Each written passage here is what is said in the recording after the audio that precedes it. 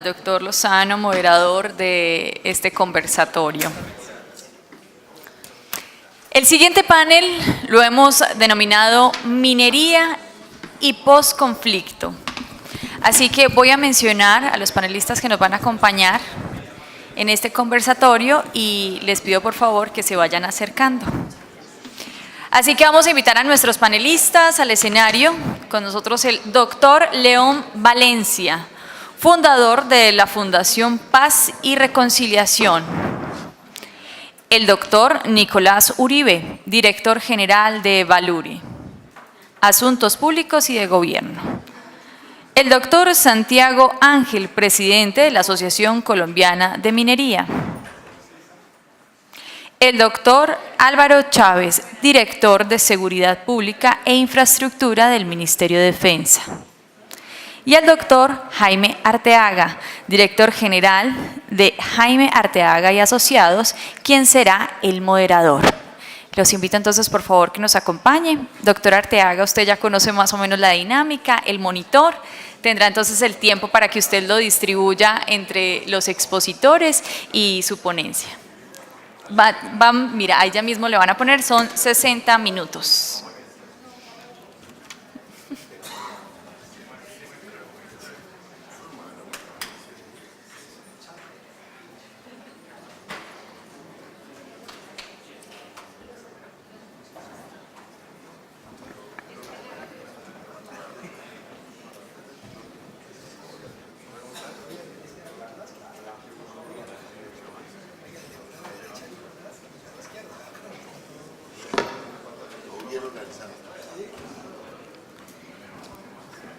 Ya estando entonces todos en sus puestos, bienvenidos. Adelante, el espacio es de ustedes. Doctor Arteaga.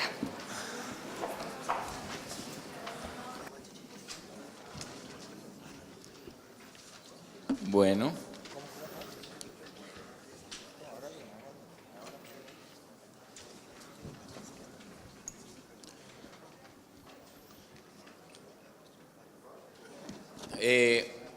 Nos ha pedido conversar sobre la minería y el posconflicto. Y yo quería como arrancar con una paradoja que ocurrió esta semana.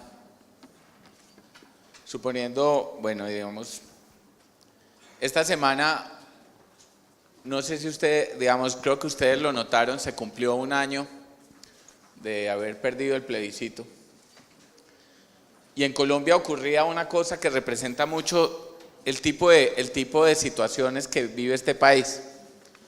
Por un lado, un grupo de personas, un grupo de Colombia decía, se celebra un año de que nos hayan robado el plebiscito. Y por el otro lado,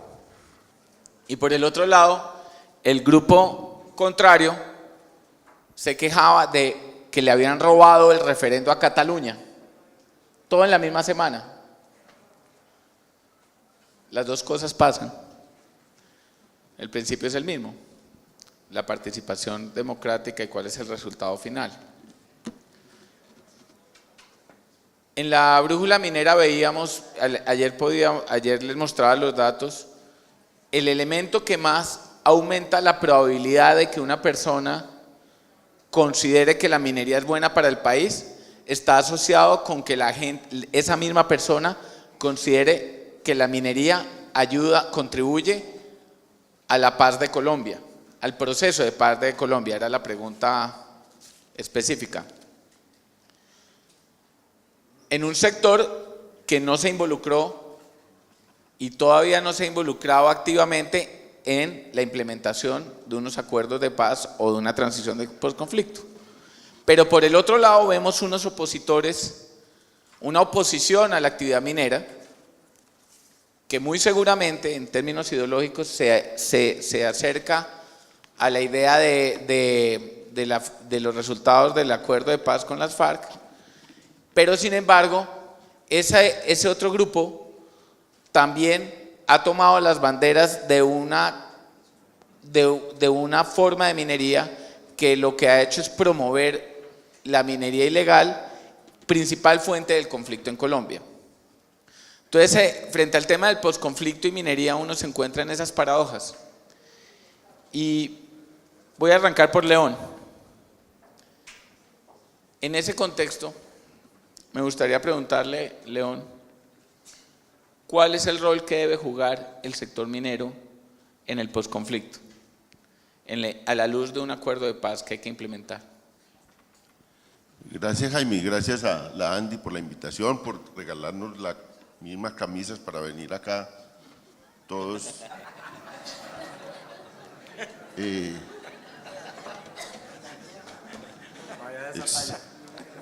No había la talla, la tuvieron que comprar de otro color, pero de verdad la Andy, muy, muy queridos.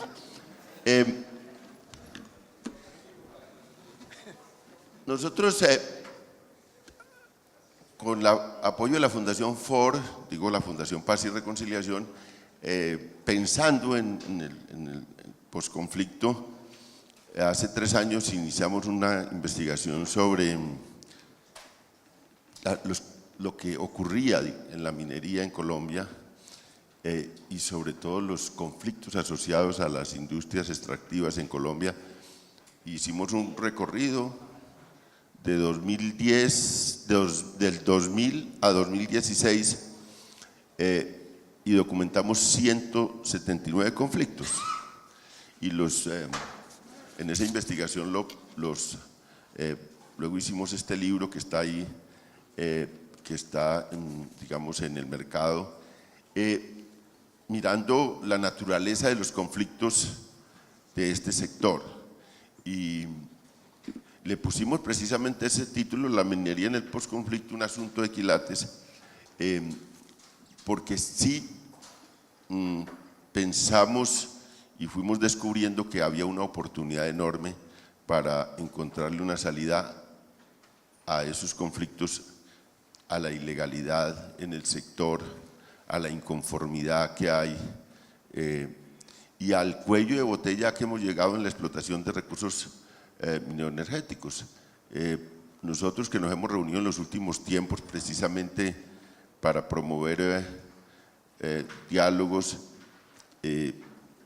con empresarios, con los sindicatos, con el ministro de Minas y Energía, con el ministro de Medio Ambiente, hemos recogido muchas frases que señalan el impasse en que está la explotación de recursos naturales no renovables en Colombia.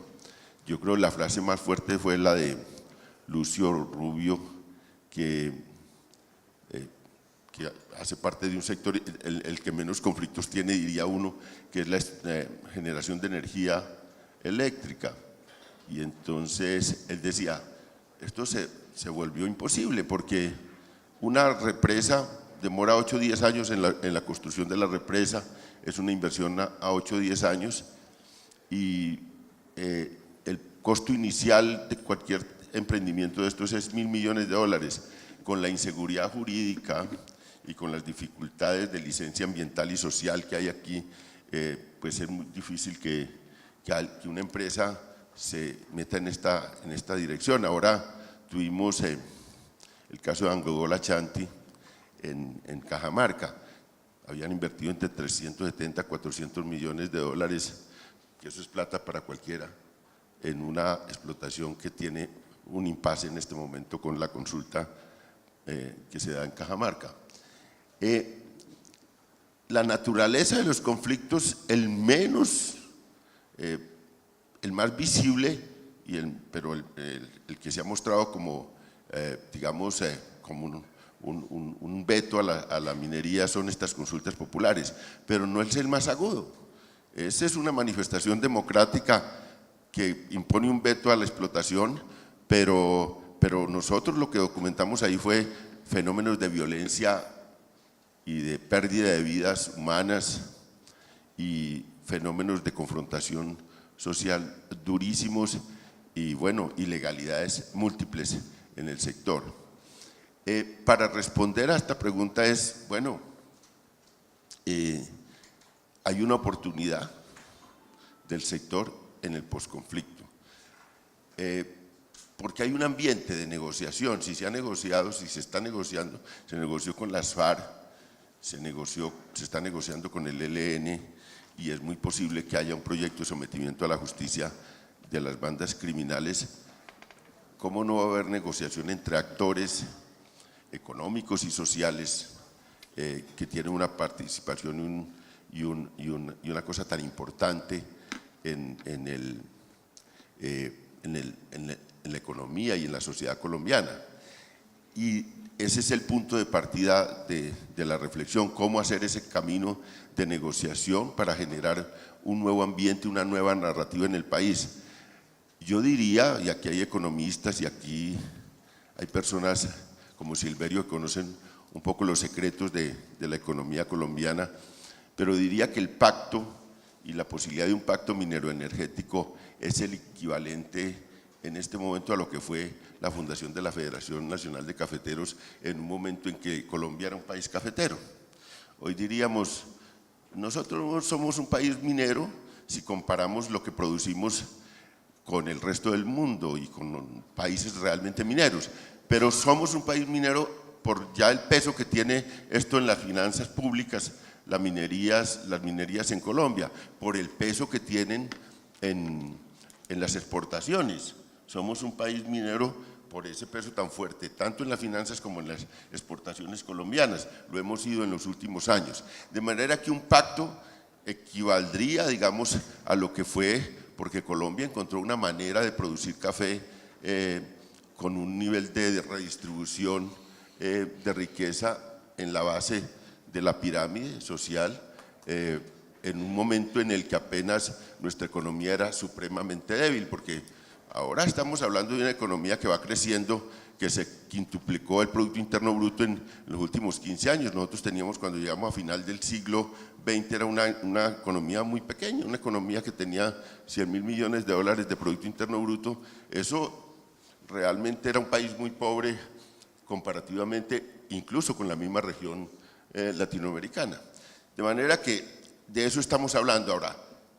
La oportunidad, y esto para la oportunidad es enorme, la oportunidad de encontrar un camino que genere, digamos, un acuerdo nacional para, digamos, producir y repartir riqueza, mitigar los impactos medioambientales, mitigar los impactos sociales, mitigar los impactos en el reordenamiento del territorio. Eso ahí, digamos, que es la gran oportunidad ahora. Termino con esto. ¿Cómo sería ese pacto del país para producir recursos? Hay dos maneras de explotar, ha habido dos maneras de explotar recursos en la región, en la región latinoamericana, más en la región suramericana. Uno es un pacto en la base de la pirámide, desde los proyectos de izquierda populista, que es lograr licencias sociales para explotar recursos sobre la base de gobiernos que están cerrando el ciclo ahora en toda América Latina, gobiernos de izquierda que se propusieron hacer un reparto, hacer una transferencia de recursos en la base social y lograr una licencia para explotar. Y eso pues se ve en Venezuela, en Bolivia, en Ecuador, en Perú. Y lo han hecho a fondo, desde un acuerdo de ese tipo, porque esto no es ideológico. Yo no reconozco ahí un debate ideológico, porque los de izquierda son opositores, son antiextractivistas cuando no están en el poder. Cuando están en el poder son ferozmente extractivistas, de manera que ahí no reconozco un debate ideológico. Ahí reconozco es una oportunidad de que cuando están en el gobierno dicen, bueno, pero ¿y si llegara Robledo, pongo a Robledo, a Petro, al poder y se encontraran con que tienen este país tres cordilleras, que hay en tres cordilleras, pues metales y necesitan recursos, pues encontrarían la manera de impulsar igual o más que otros gobiernos un proyecto de explotación de recursos. Esa es una manera de hacer, de explotar.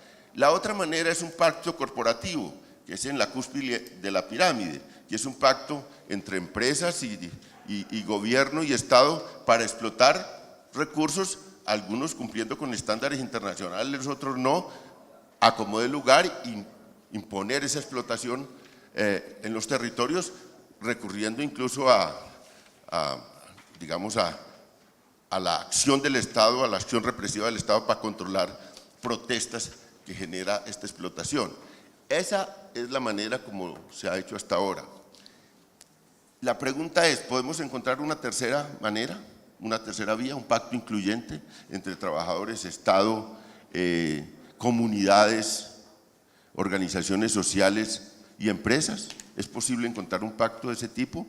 Y es posible, sobre la base de ese pacto, construir, reformar la institucionalidad mineroenergética del país y reformar tanto las instituciones como la legislación para producir un pacto similar al que se hizo cuando éramos unos productores de café, que buscábamos una manera también de tener un propósito nacional en esa producción de café. Esa es, digamos, la pregunta. La respuesta que nosotros tenemos es que hay que intentarlo y que es posible. Nosotros hicimos salir del closet en un evento al ministro de Minas y Energía, dijo, me la apunto al diálogo minero energético. Hemos tenido reunión con varias conversaciones y unas informales con 17 empresas del sector en Bogotá, comidas un poco informales, lo mismo hemos hecho con la mesa mineroenergética del sindicalismo, que son 7 sindicatos, lo mismo estamos haciendo en comunidades. Y vamos a arrancar eso no es posible ahora al final de este gobierno, eso hay que hacerlo en otro gobierno, un proceso ya más serio de ese tipo. Pero vamos a arrancar una fase 0, yendo a los territorios a construir confianzas, como lo vimos ahora en la discusión aquí, para que hay construcción de confianzas para pactos locales de explotación de la empresa con las comunidades. Este sería construir confianzas para un pacto nacional. Vamos a empezar a hacerle el mapa de los actores en cada territorio, vamos a empezar a juntar esos actores de la minería en unas conversaciones regionales, bajo la sombrilla del BID, que nos ha aportado unos recursos para hacer ese inicio, ese diálogo, bajo la sombrilla también del Ministerio de Minas. Sin Estado no hay pacto y el Estado tiene que liderar este pacto, pero también con un diálogo con sindicatos, con empresas, con organizaciones ambientales, a ver si podemos construir eso. Eso es lo que estamos haciendo y creo que eso sería lo más importante en el posconflicto. De ahí se deriva una rueda de redistribución de recursos, se derivaría una definición de dónde se explotan y dónde no se explotan recursos, es decir, un reordenamiento del territorio de cara a la explotación de los recursos, y se generaría, digamos, confianza entre distintos sectores y lograríamos transformar esos conflictos que están en el sector minero. Y claro, tenemos un reto para el cual Jaime es obsesivo y es cómo acabar la minería ilegal. Ese es un reto definitivo, pero también cómo acabar la violencia en eso y cómo hacer un pacto contra la corrupción en la utilización de esos recursos y las regalías, porque aquí hay también una responsabilidad del Estado, pero de las empresas también. Es que no se trata solo de generar las regalías, sino de vigilar y de ayudar a vigilar cómo las gastan.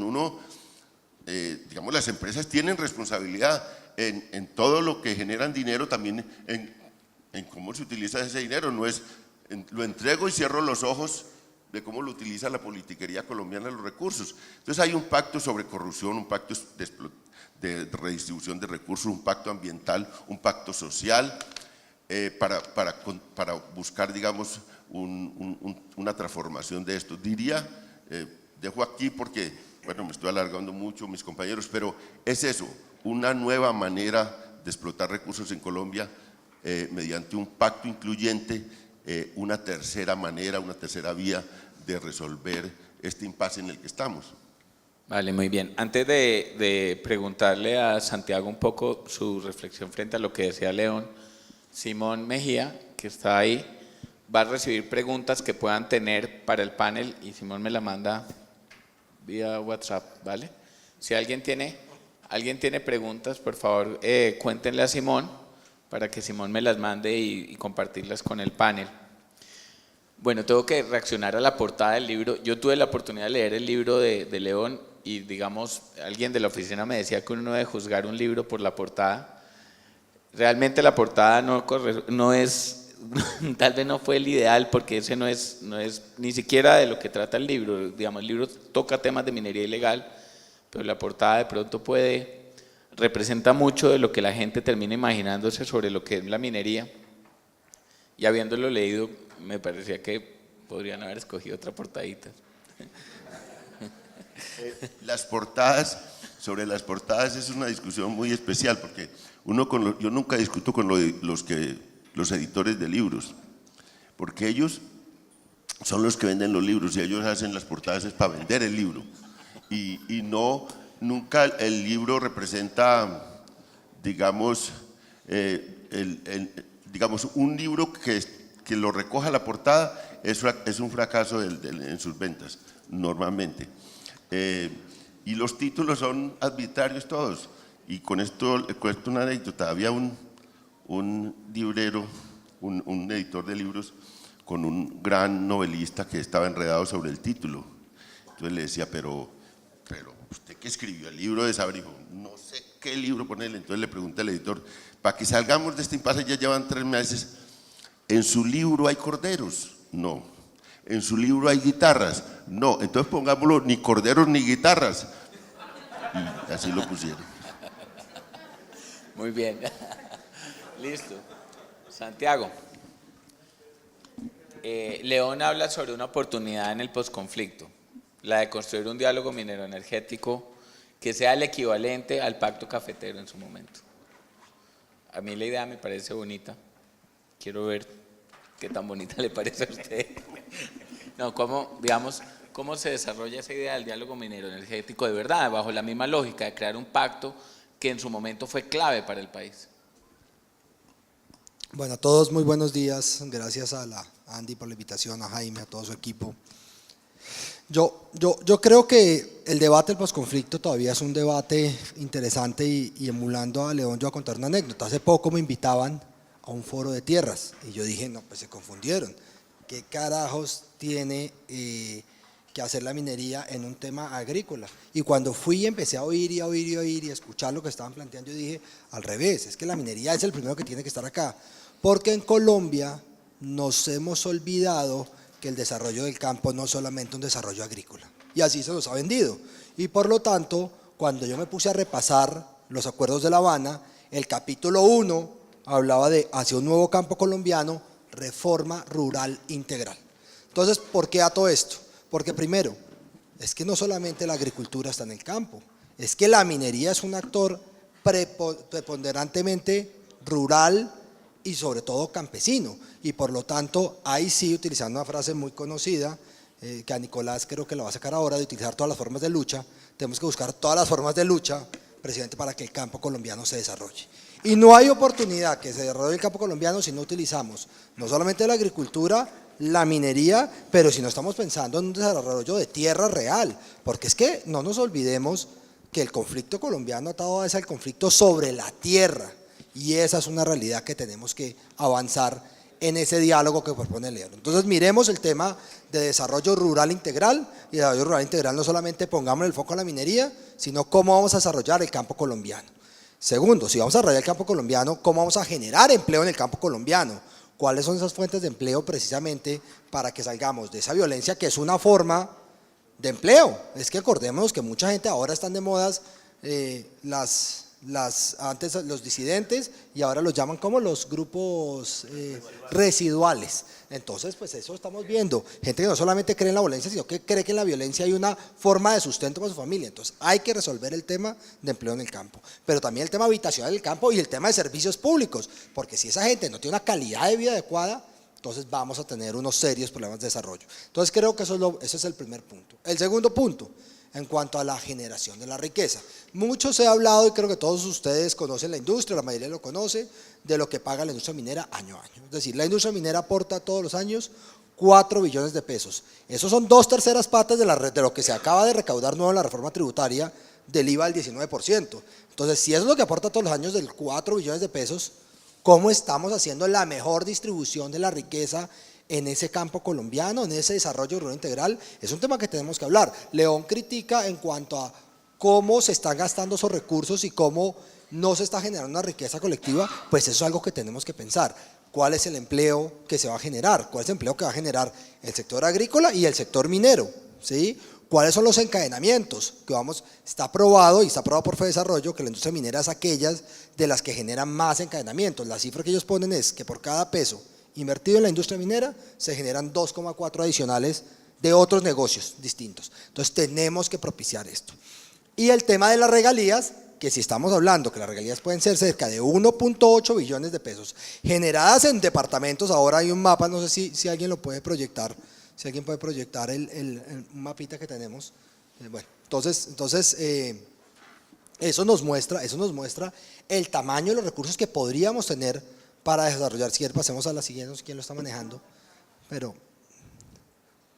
este mapa es un mapa fácilmente que les muestra no solamente el tema geológico, pero también dónde está la titulación minera y las áreas estratégicas mineras. Y si cruzamos este mapa con el siguiente, el de la SOMAC, ¿sí?, que las SOMAC son las zonas más afectadas por el conflicto armado, que se lanzan el lunes en el Meta, el presidente saca la lista de los 350 municipios, ustedes se van a dar cuenta que hay muchas regiones mineras en las zonas, según la estadística y los datos, más afectadas por el conflicto. Entonces, si hay una correlación directa en cómo la minería va a ser un jugador importantísimo para lograr, para desarrollar el sector. Ahora, si queremos hacer esto, tenemos que pensar en otro capítulo de los acuerdos de La Habana que se llama participación política. Y ahí estamos hablando del tema de la certeza jurídica. En este momento hay una gran incertidumbre jurídica por el tema de tierras. La ley de tierras tiene todavía unas preguntas muy grandes, entre ellas no solamente para el tema agrícola, sino para el tema minero. El tema de la protesta pacífica, esos son los temas que yo más he sido crítico, porque, y eso muchas personas que están metidos en el diálogo social hablan que esta es una Colombia que va a pasar de las balas a los paros, y lo estamos viviendo, y por lo tanto tiene que haber unas reglas de juego, porque es que exponencialmente nuestra industria minera en el 2013 vivía 30 paros, el año pasado tuvimos 370. Entonces, eso sí es una preocupación real de esa Colombia que quiere más diálogo, pero también más vías de hecho, y eso es intolerable. Acabamos de salir de 40 y pico de días de un paro en Segovia Minero, en Segovia y Remedios, aquí en Antioquia ustedes lo vivieron. Estamos viendo bloqueos del tren todos los meses en los departamentos, en los departamentos mineros. Entonces, si no hay certeza jurídica, pues yo creo que esa inversión que necesitamos para desarrollar el campo colombiano, esa reforma rural integral, no se va a lograr. Y un tema importantísimo hoy en día, el famoso ordenamiento territorial. Más de 100 consultas populares a lo largo y ancho del país. Ahora nos inventamos que ahora se llaman los PEDETs, es decir, que la política pública se construye desde el colectivo hacia arriba y no al revés. Pues hay que hacer ese intento. Y el último es la ilegalidad. Mientras nosotros tengamos una tasa de, por ejemplo, en el caso oro, del 13% de producción legal de oro versus el 80 y pico % del mercado gris, yo creo que todo esto va a ser muy difícil. Por lo tanto, sí al diálogo, pero el diálogo tiene que pensar en todo este tipo de cosas. ¿Cuál es el diálogo con reglas? ¿Cuál es el futuro de esa Colombia, esa reforma rural integral o esa Colombia rural que queremos hacer? Entonces hay muchos más frentes que un diálogo mineroenergético. Creo que el país necesita hacer un diálogo integral de cómo sacar esas zonas de la pobreza y esas famosas SOMAC. Ese es un ejemplo y un ejercicio que vamos a hacer, pero yo creo que el diálogo es mucho más amplio que para un sector, y creo que el diálogo se debería dar es más sobre el desarrollo del campo colombiano. Bueno, bien, voy a pasar por Álvaro y luego a Nicolás. Voy a arrancar por el tema de ilegalidad. El asunto, Álvaro, el rollito de Álvaro es la seguridad. Entonces, varias veces hemos conversado en su oficina y la del viceministro sobre la fuerza pública que se requiere para combatir la minería ilegal. Es como el ejemplo, usted daba el ejemplo en ese momento que era la cobija, que si está cortica, entonces yo la subo, me quedan los pies al aire, y si tapo una parte me cubre.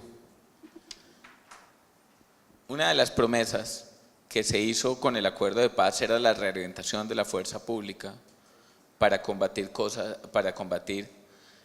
fenómenos urgentes, el narcotráfico, la violencia, y a mí no se me ocurre nada más urgente en Colombia que combatir la minería ilegal. ¿Eso se va a dar o no se va a dar? ¿Cuál va a ser el efecto de la reorganización de la fuerza pública en el proceso de combate de la minería ilegal? Bueno, muchas gracias, muy buenos días.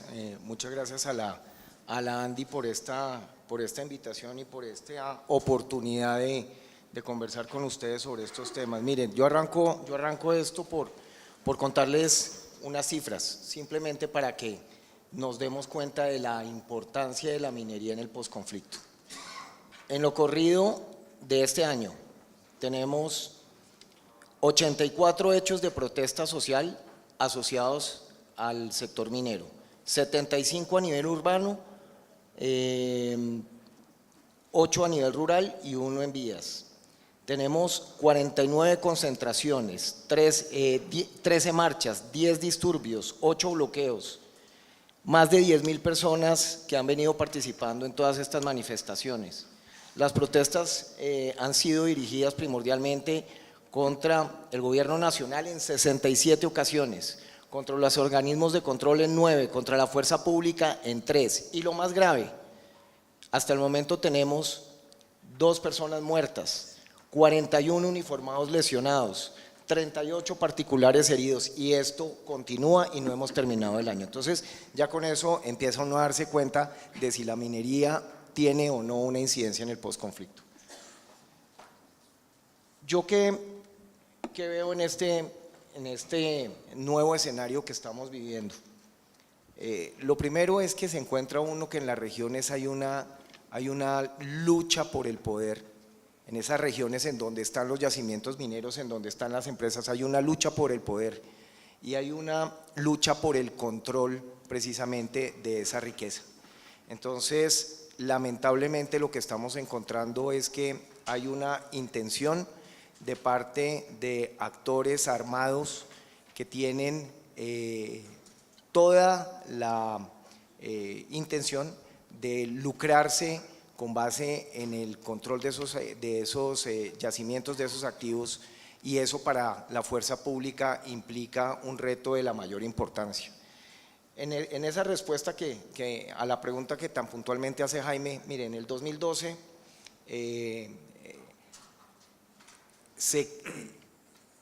cayendo en cuenta de lo relevante que resulta el problema de la minería ilegal y de la afectación a la industria lícita, ese motor de la economía que es la minería, se creó por parte de la Policía Nacional la Unidad Nacional contra la Minería Ilegal. Ese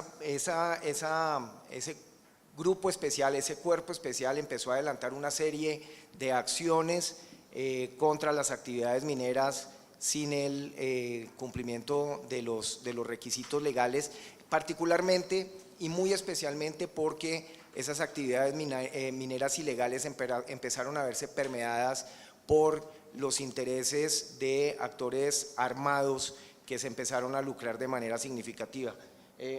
Usted lo decía, Santiago, hace un momento, 2013, 135 títulos legales de oro, 13.5 toneladas producidas legalmente, de 80 exportadas por el país. Ahí se alcanza uno a dar cuenta de la dimensión del problema y en esa medida ahí empieza uno a entender el porqué la preocupación de parte del Ministerio de Defensa y por qué el Ministerio de Defensa está hablando de minería. Entonces, 2012, creación de la Unidad Nacional contra Minería Ilegal, 2015, octubre, frente al tamaño de la problemática, el presidente determina la creación de una brigada contra la minería ilegal, ejército, roles y misiones, cumpliendo misiones de asistencia militar para apoyar a la policía en las tareas de lucha contra la minería ilegal. Es decir, ya ahí empieza uno a darse cuenta de la dimensión y de la preocupación de parte del gobierno nacional frente a esta problemática. En el tema de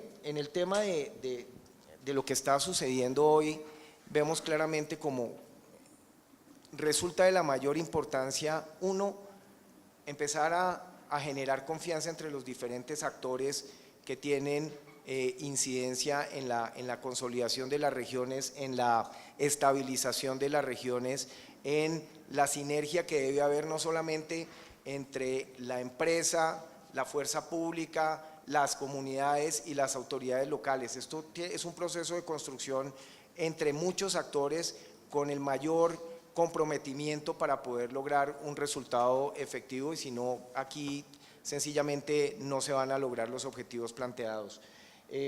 Hay unas líneas trazadas por parte del gobierno nacional con los PEDETs, con estos programas de desarrollo a nivel regional. Yo creo que es una cosa que es imperfecta, pero que no la podemos simplemente desvirtuar de entrada, sino que tenemos que darle la oportunidad de ver cómo es ese proceso de construcción.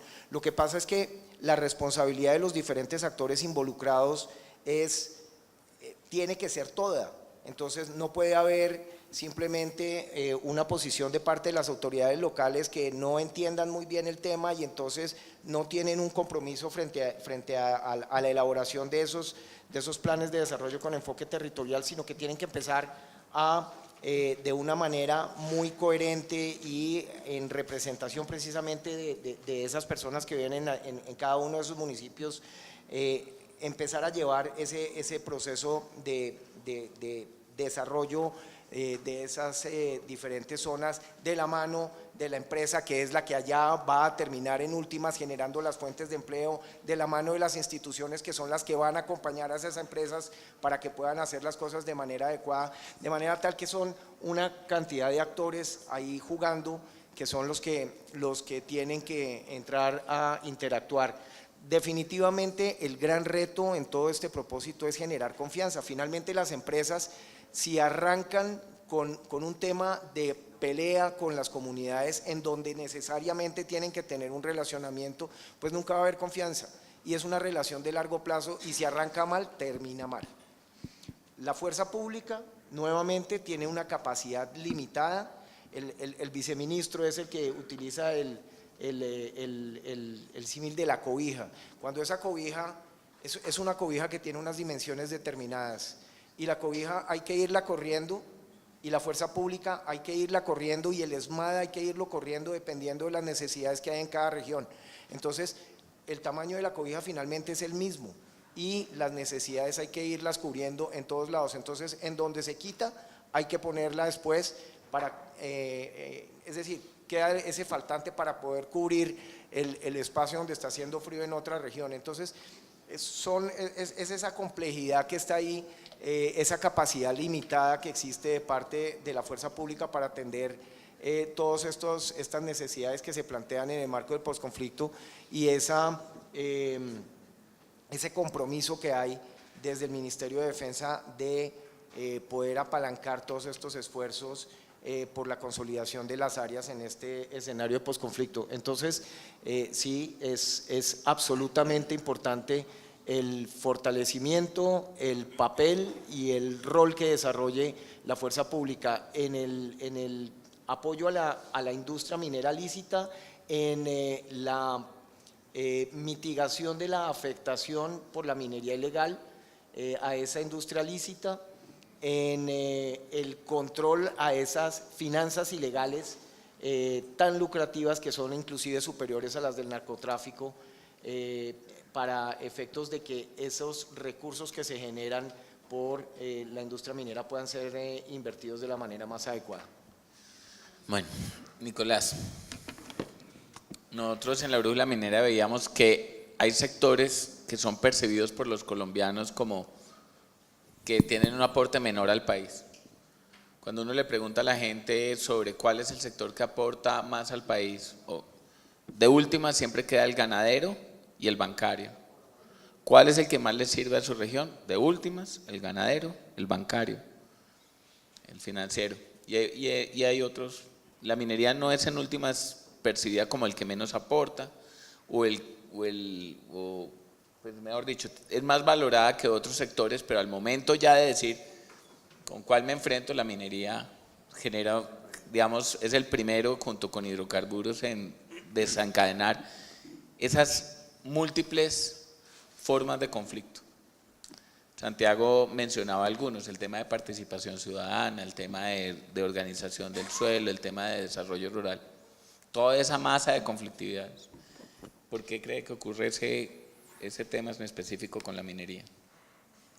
Gracias, Jaime, y gracias a Jaime también por la invitación, por estar aquí, por darnos la oportunidad de participar de estos escenarios. Y pues la ventaja un poco de hablar de últimos, que uno alcanza a recoger algo de lo que quienes lo anteceden en el uso de la palabra están diciendo, y trataré en consecuencia de hilvanar algunas ideas alrededor de lo que estamos diciendo. Yo creo que aquí existe una serie de conflictos. Por supuesto, el conflicto armado y el acuerdo nos conduce a una etapa de posacuerdo, posconflicto, en donde las posibilidades de la minería son enormes. Y tiene que ser la construcción de alternativas para la generación de empleo, para la construcción de infraestructura, para la formación de proveedores, para el encadenamiento productivo, para la construcción de confianza entre la comunidad y el sector privado, para muchos de los aspectos de los cuales he venido oyendo desde la mañana de hoy. Pero lo cierto es que yo veo que en este marco de posconflicto nosotros estamos, y tal vez, aunque reconocemos los elementos, no los identificamos como una estrategia. Desde el sector minero estamos siendo víctimas, doctor Jaime, de una guerra solapada que tiene varios componentes. Y esa guerra solapada que tiene varios componentes que voy a narrar a continuación, creo que necesitamos también llevarla a una etapa de posconflicto, a ver si es que sí se puede hacer minería en Colombia. Y los voy a mencionar rápidamente. Aquí hay una guerra, por ejemplo, solapada desde el punto de vista mediático contra el sector minero.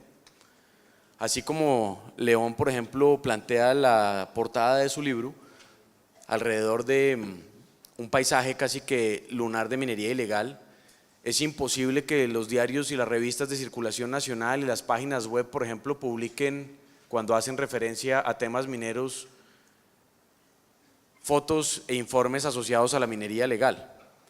Aún hablando bien de la minería, la imagen que le queda a quien trata de llegar a la información que se publica es una imagen peyorativa que lo que hace es destruir valor. Bien dice el dicho que vale más una imagen que 1000 palabras, y las imágenes hoy en las redes sociales y en los instrumentos por medio de los cuales nos comunicamos pues son de gran valor. La minería tiene una estrategia, parece que la combate de manera permanente desde los medios de comunicación. Yo no sé si por tratar de vender, yo no sé si porque hay un sesgo ideológico, yo no sé cuál sería la razón, pero la idea de que la minería ilegal es exactamente igual que la minería legal. Creo que también hay una guerra solapada alrededor de la manipulación de la gente.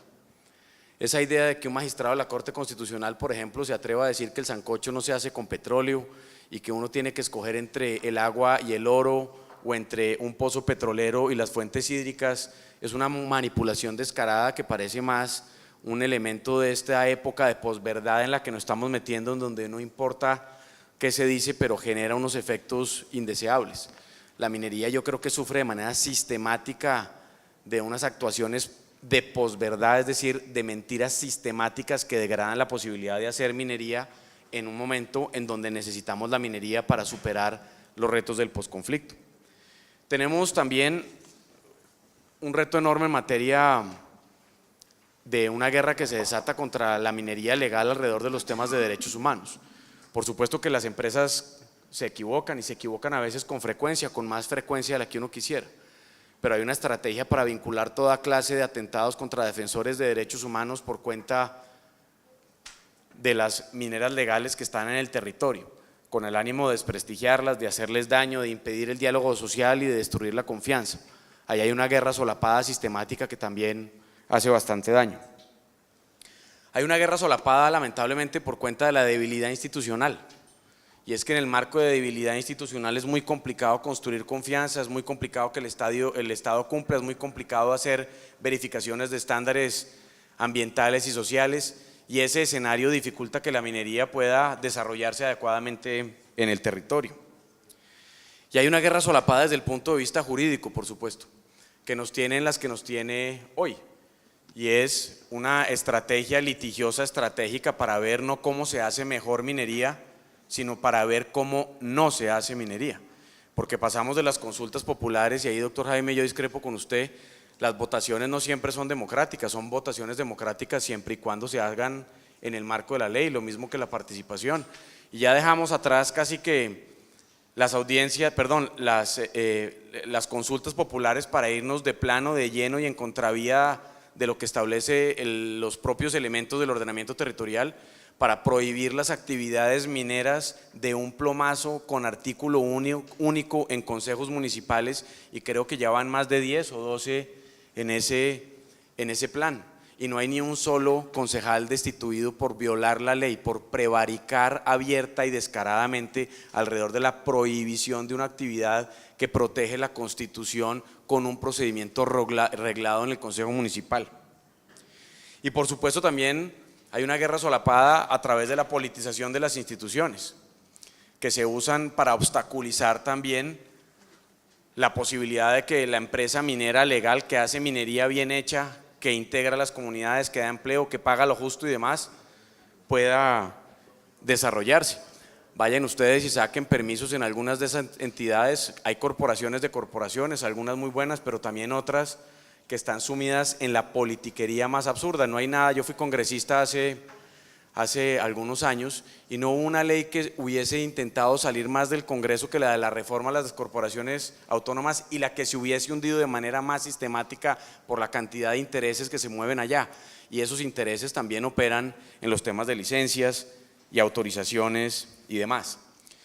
Y toda esta guerra solapada que he narrado a través de esos elementos, por supuesto que genera un efecto político indeseado, y es que presentarse desde la arena pública y política como prominero es casi que un acto de desvergüenza, de descaro y de confusión alrededor de los intereses generales y del bien común.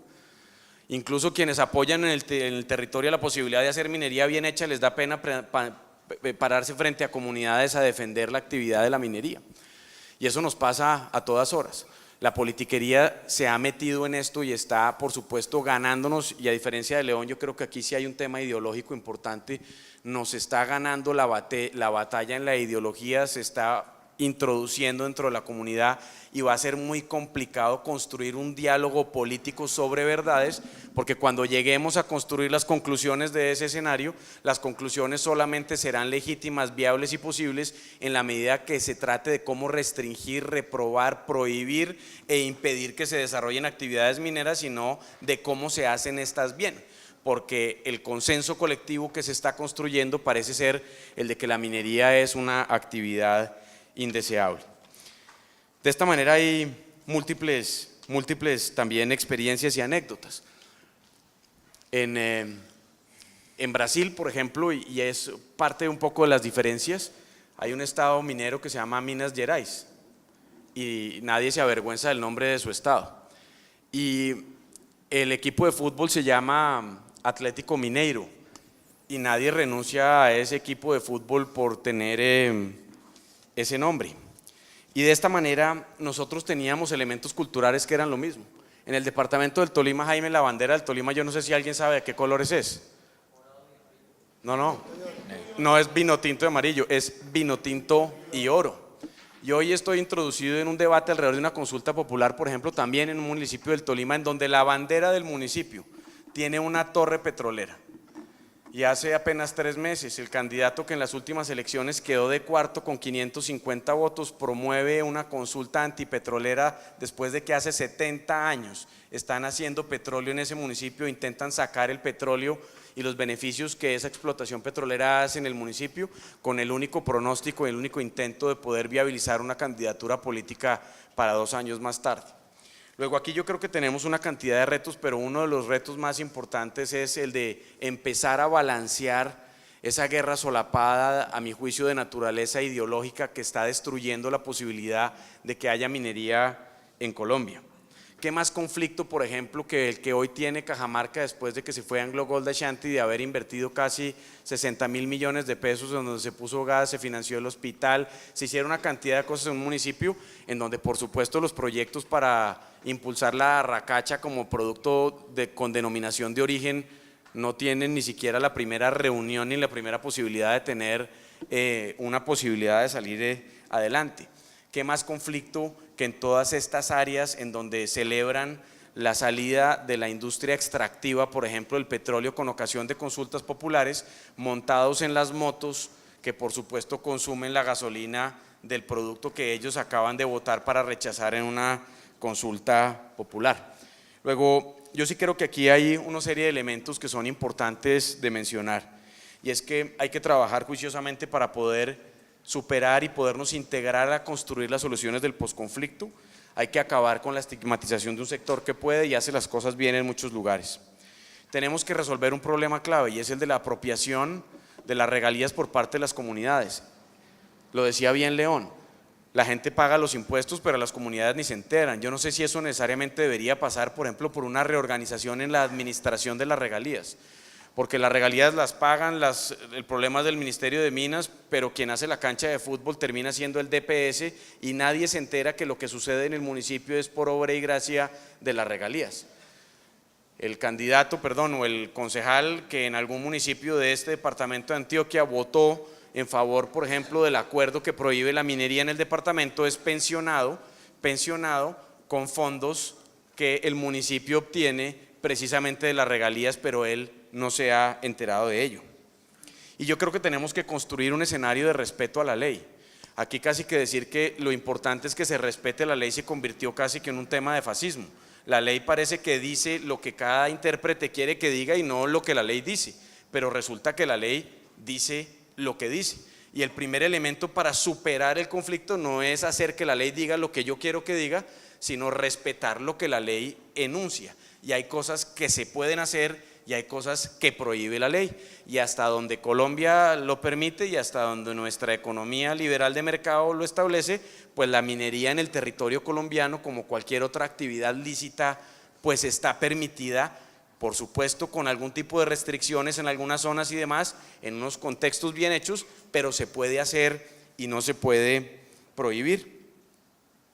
Así es que yo creo que aquí tenemos un reto enorme que pasa por todos estos elementos, y que para que la minería pueda convertirse en un instrumento indispensable para consolidar el posconflicto y para construir oportunidades para todos, debemos efectivamente resolver un conflicto que es el conflicto al que nos están llevando quienes no tienen preocupación por los temas ambientales, quienes no tienen preocupación por los temas sociales, quienes no tienen preocupación por el bienestar de la comunidad, pero se escudan en todo ello simplemente para seguir el mandato ideológico que les indica que deben oponerse a todo aquello que huela, sepa o parezca minería bien hecha. Y con esto voy a terminar. Y es que en el acuerdo de paz hay unas enormes posibilidades para construir la paz, pero también hay unos enormes riesgos para que la paz, o más bien para que los acuerdos de La Habana nos conduzcan a una conflictividad diferente. Y tiene que ver con esos escenarios de participación que en muchas ocasiones, como acabamos de ver por ejemplo en Tumaco ayer y esta mañana, lo que está pasando con los temas de la coca, se convierta la participación indiscriminada e irresponsable, no con el ánimo de construir alternativas, sino simplemente de obstaculizar escenarios. Y desde esa perspectiva yo creo que habrá que entender dos cosas, desestimando, y con esto ya termino, Jaime, dos elementos que le enseñan a uno en la primera clase de quienes están en sectores de esta naturaleza en el territorio, y es: nosotros somos, abro comillas, nosotros somos una empresa de bajo perfil. Señores, me da pena, el bajo perfil se acabó hace rato. Y dos, y este tema es importante, es que nosotros no reemplazamos al Estado en el territorio. Me da pena, señores, si nosotros no reemplazamos al Estado en el territorio, vamos a tener muchas más de las dificultades que estamos teniendo. Yo creo que es un momento en el que estamos viviendo en donde hay que recapitular, revisar, entender el contexto, adecuarnos a la situación por la que estamos viviendo y aprovechar una serie de oportunidades que brinda la negociación de paz con las FARC, teniendo en cuenta que también hay amenazas latentes importantes que hay que tener en cuenta para que lo que no se podía hacer antes por unas razones, ahora no siga impidiéndose de que se haga por razones diferentes. Vale, hay veces en estos debates terminamos cayendo en lo que ocurre con el debate afuera, y es que reducimos la minería del oro y hay muchos minerales. Me parece importante rescatar lo que decía Santiago, de no se puede desarrollar el campo sin minería. De hecho, debería haber el concepto de minería de subsistencia, de autosuficiencia minera, así hay como autosuficiencia alimentaria. A mí me parece inconcebible que una vereda no tenga una cantera para sacar el recebo de la gente de las fincas, en el caso de materiales para la construcción. Pero como el debate nos ha llevado otra vez, dado que es el tema del conflicto, a la minería del oro, a ese mineral en específico, o a minerales así altamente costosos, pues como coltán y esto.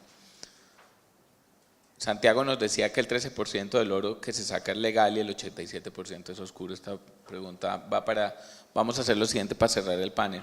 Le voy a preguntar a León, y el resto de los panelistas, según quieran replicar o no, lo hacemos. El 13% del oro que se saca es legal.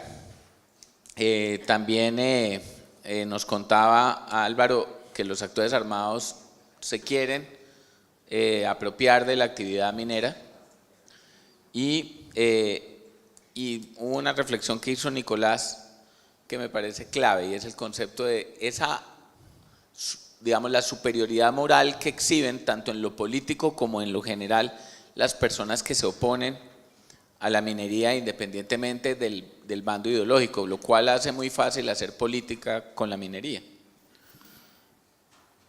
Y usted habla del pacto, de un diálogo minero energético. Yo veo muy difícil conversar cuando se conversa desde una superioridad moral. Cuando el agua es la palabra agua es una palabra que se ha vuelto religiosa hoy en día. Nadie sabe exactamente cómo se coge, pero en últimas se utiliza para desde ahí combatir cualquier idea o atacar cualquier idea de minería.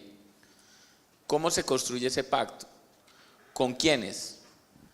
¿Y cómo se hace desde un sector que además, como le digo, está siendo atacado desde la superioridad moral o de otros grupos que sí tienen una ideología en este momento y que quieren sacar un rédito político de ese debate?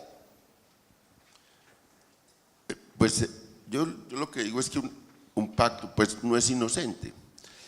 Normalmente el diálogo y el pacto se hace a favor de unos y en contra de otros. Y ahí ya empiezan unas líneas rojas. Sí, los pactos no. Este es un pacto incluyente y excluyente a la vez. Incluye a unos y excluye a otros. Excluye a los ilegales. Y ahí hay un filón. Excluye a los ilegales. Segundo, es un pacto contra la corrupción también en el sector. Es un pacto también contra, pues yo digo que una redistribución, digamos, muy justa de la riqueza. Es un pacto en favor también de convertir los recursos mineroenergéticos, todos no renovables, en riqueza productiva, que es un tema clave, porque ustedes saben, pues hay una frase que yo creo que todo minero y todo petrolero y todo carbonero sabe, que dice: el estiércol del diablo, el petróleo, porque normalmente termina convirtiéndose, esfumándose como riqueza y no contribuyendo a generar unos nuevos procesos productivos. Eso es lo que le ocurre a América Latina. Es el gran fracaso de la izquierda populista en América Latina, que tuvo cosas muy importantes, pero el gran fracaso, ¿cuál? Que no tenía un proyecto, digamos, de convertir estas riquezas en proyecto productivo. Lo que le ocurre, la cosa más dramática que ocurre en Venezuela. Entonces se convirtió en una alcancía para las transferencias, lo que dicen las señoras, nuestras mamás: eso, mi hijo, es comida para hoy y hambre para mañana. Entonces, yo creo que hay unos temas, es un pacto contra unas cosas. Ahora, la superioridad moral, también hay una superioridad, digamos, de radicalismo político, y aquí hay una oportunidad enorme, porque quienes han tenido unas banderas contra la explotación mineroenergética durísima y que se han empeñado en atacar a fondo esta producción, hoy están buscando caminos de diálogo.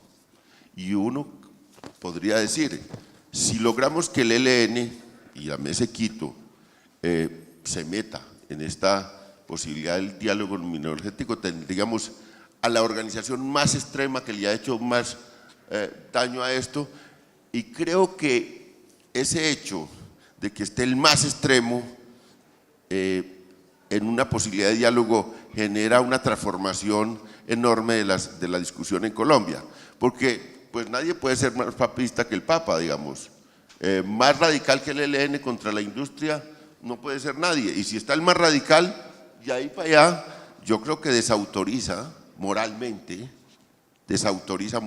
a muchos actores políticos legales. Si estos señores se meten en ese campo, si los metemos como es la posibilidad real que existe, yo estuve en la Mesa de Quito, yo estuve en Quito conversando con ellos, y digo, bueno, ustedes le apuestan a un diálogo mineroenergético, digo, bueno, nosotros le apostamos, y le apostamos, claro, desde nuestros intereses y de nuestra discusión. De hecho, yo creo que ahí han dado un paso fundamental cuando se incluye en esta cese bilateral de hostilidades cesar los ataques a la infraestructura petrolera. Yo creo que es una cosa muy importante, y en las conversaciones que yo tenía con la mesa del gobierno les decía, con actores del gobierno, digo, en ese punto no cedan, en el punto del secuestro y en el punto de acabar con que incluya el cese de hostilidades, el cese a los ataques a los oleoductos y a la infraestructura mineroenergética, hay que meter eso, y hay que meterlo y hay que ser radical, porque lo otro, ese es digamos, ese es, en el caso del ELN era como el martillo principal, más que el ataque a la fuerza pública, porque los ataques son esporádicos a la fuerza pública y los enfrentamientos con la fuerza pública son esporádicos, en cambio el ataque a los oleoductos es diario, cotidiano. Entonces, tenemos esa posibilidad en este momento en que hay, digamos, un poco de actores que pueden meterse. Cuando uno conversa también con la Unión Sindical Obrera Uso, que es un sindicato emblemático de Colombia, el sindicato más importante que ha tenido el país, que es desde los años 20, es un sindicato centenario, y es un sindicato que decir, bueno, ustedes van a liderar esa parte, van a ser vanguardia y liderar esa parte social para un diálogo mineroenergético. Esa es la pregunta que yo le hice en una primera comida a los de la USO. ¿Van a meterse? ¿Van a liderar? Y hemos ido construyendo eso. Entonces, cuando los actores más radicales están, y lo digo, aquí en el sector minero, una vez le decía yo, si está la Drummond, también en el diálogo tenemos una cosa muy importante. La Drummond es la explotación minera más cuestionada que ha habido en Colombia, de las grandes empresas, y yo he estado visitando los campos carboníferos en el Cesar y en La Guajira, conociendo cómo ese tipo de explotación, y hay cosas, mitos y cosas que se han hecho con ellos que no tienen nada que ver, que no son ciertas, pero hay cosas reales que ocurrieron en la forma de implantación de esta explotación carbonífera en esos departamentos.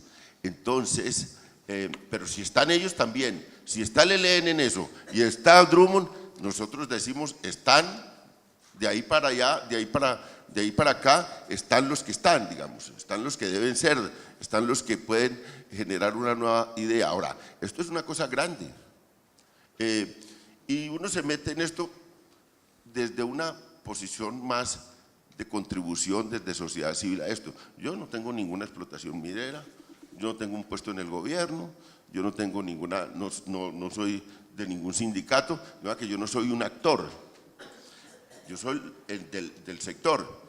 Yo soy, en lo que dice la sociología contemporánea, un liderazgo débil que puede ayudar a eso. Digo como fundación, pero no solo nosotros, la Red Pro de Paz, hemos convencido a organizaciones sociales importantes para que ayuden a esto.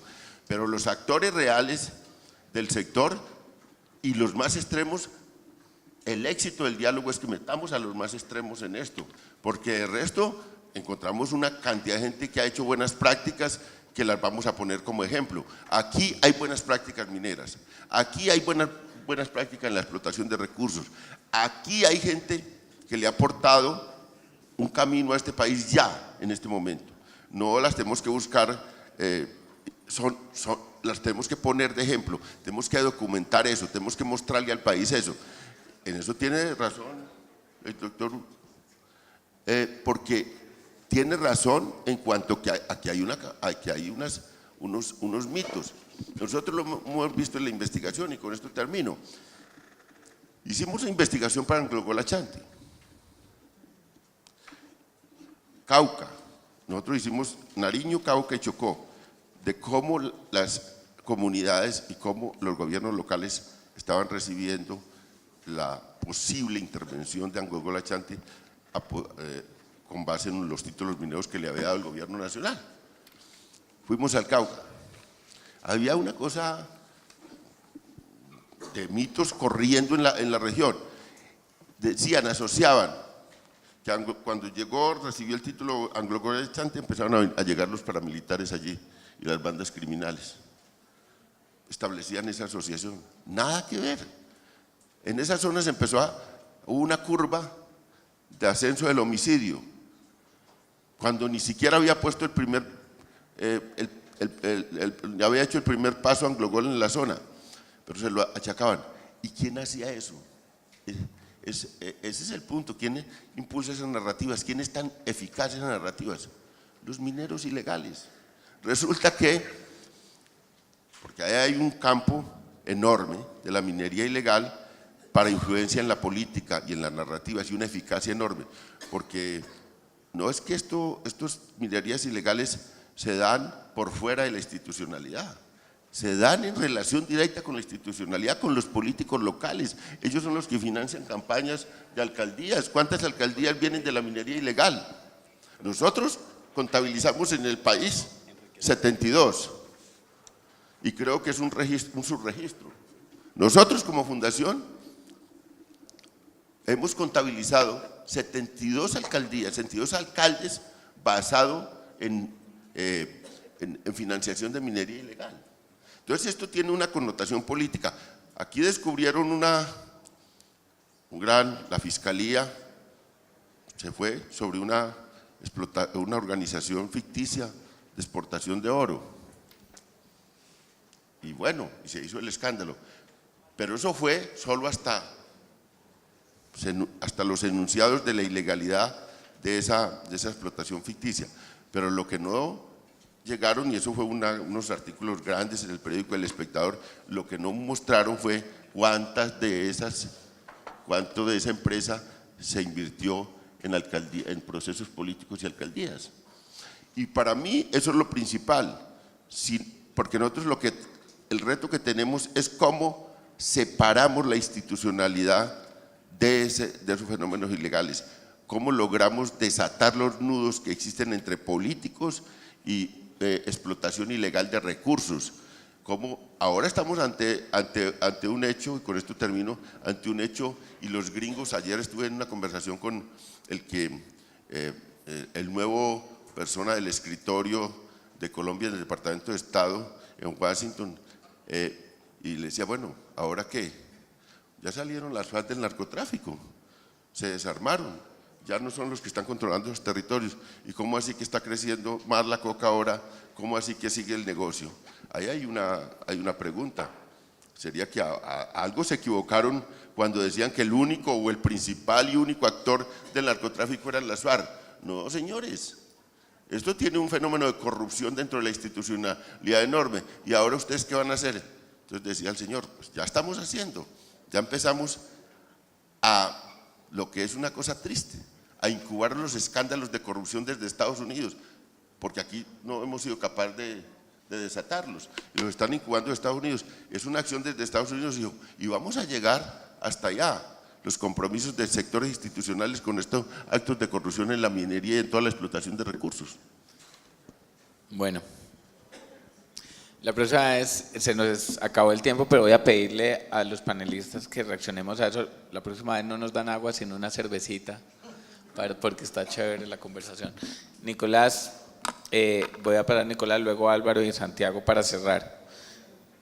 León ha lanzado esa propuesta de un pacto minero energético que al traer a los extremos se pierde la autoridad moral a aquellos que se opongan radicalmente. También habla sobre la integración de la minería ilegal con la institucionalidad, lo cual es cierto. Usted no puede ser gobernador de ciertos departamentos si es inflexible con la minería ilegal.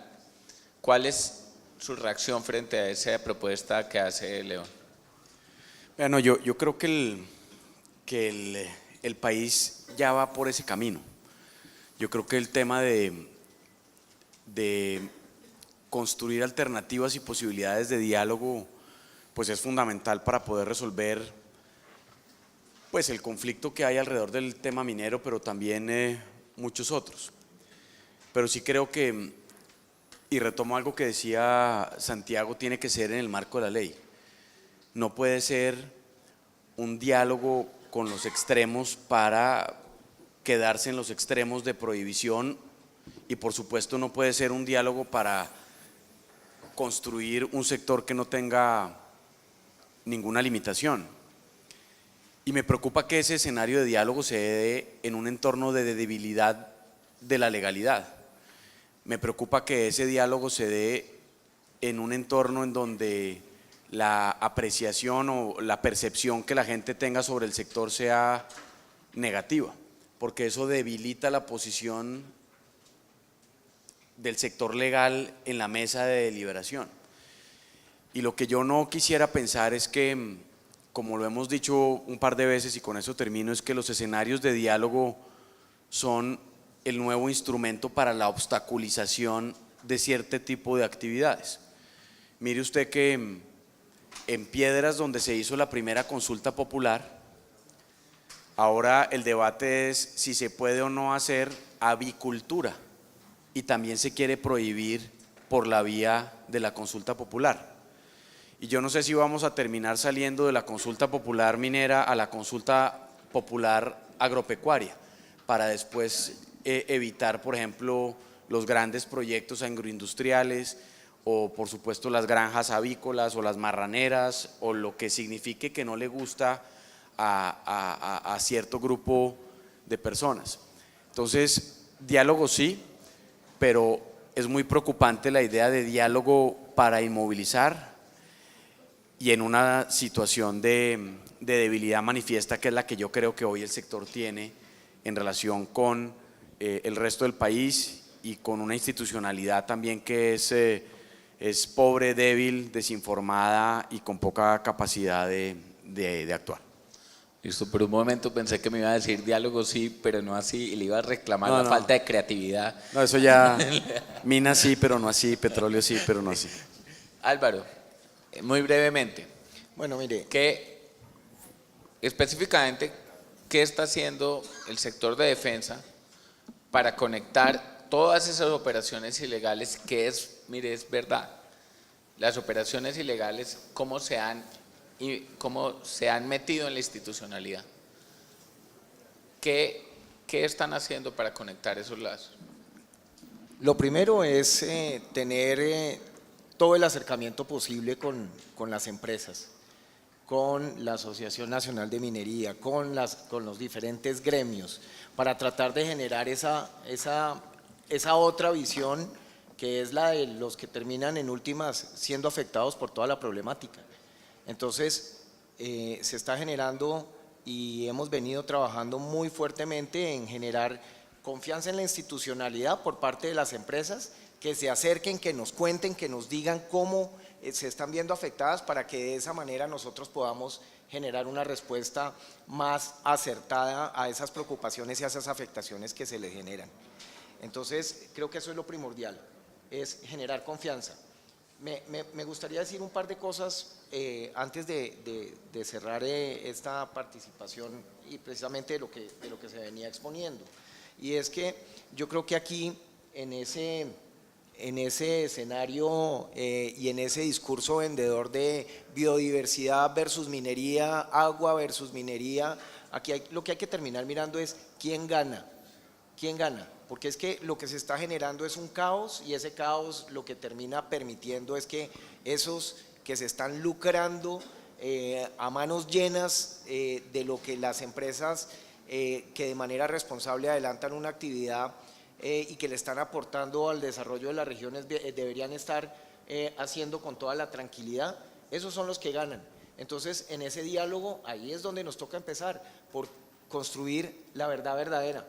La verdad verdadera, y en eso es muy importante el papel de la sociedad civil, es muy importante el papel de la academia, es muy importante el papel, la utilización de las redes sociales para todos estos efectos, para decir quién de verdad es el que termina ganando, quién de verdad es el que termina imponiendo sus intereses personales, porque son personales, y si no logramos avanzar en esa construcción de esa verdad, de la mano de toda la institucionalidad y de los empresarios, aquí nos vamos a quedar. Listo, Santiago. Yo estaba tratando de hacer una radiografía y la vivo en carne propia porque creo que lo que ha quedado la sensación es que el problema de la minería es que no hemos tenido el diálogo necesario. Y yo a su vez creo todo lo contrario. Hemos tenido mucho diálogo, pero eso ha sido poco fructífero. Entonces de pronto nos toca generar una mesa nueva de diálogo. Nos toca mejorar el diálogo existente y esto lo sustento con lo siguiente. Como les contaba, hay una discusión grande sobre desarrollo rural integral, donde no solamente están, y eso ha sido liderado por los agricultores, pero les contaba la anécdota, cuando yo me vi involucrado dije, la minería tiene que estar ahí, y eso es con comunidades, y eso son PDETs, y eso es fuerza pública, eso es autoridades territoriales. Hay todo un espacio de diálogo del desarrollo rural integral, y ahí creo que la minería le ha faltado estar más presente, y debería hacerlo, pero es muy importante para el futuro. Pero también está el otro diálogo, todo el tema de generación y distribución de riquezas y regalías. Y ahí usted se para en todas las orillas, ideológicamente unos que dicen que acá no se aporta lo suficiente, otros que decimos que sí se aporta, lo que pasa es que no ha habido la distribución adecuada, hemos oído todas las propuestas desde obras por impuestos, obras por regalías, recursos directos, mandatarios locales, alcaldes, etcétera, comunidades, todo el mundo haciendo un diálogo sobre cómo distribuir los recursos de las regalías, Hacienda, DIAN, es decir, esa es otra mesa de diálogo. Entonces vamos en dos mesas o muy grandes mesas de diálogos.